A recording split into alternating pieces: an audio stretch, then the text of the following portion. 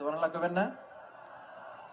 ও মিয়া, যে এলাকায় আপনি জন্মগ্রহণ করলেন, আপনার শৈশব, কৈশোর, আপনার তারুণ্য, আপনার যৌবন যেখানে কাটালেন, ওই এলাকার লোকেরা যদি এক বাক্যে বলে তুমি যা বলবা তাই বিশ্বাস করব, কারণ তোমারে তো মিথ্যা কইতে শুনি নাই। মা জাররাবনা আলাইকা ইল্লা সিদকা, we have never ever witnessed a single lie from you. আমরা জীবনে একটা মিথ্যা তোমার মুখ থেকে শুনি নাই। সুবহানাল্লাহ বলেন।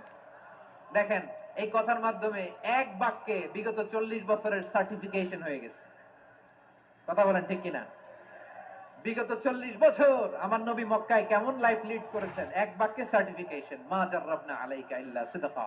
তখন বিশ্বনবী বললেন, ফা ইন্নী নাযীরুল লাকুম বাইনা ইয়াদাই আযাবিন শাদীদ।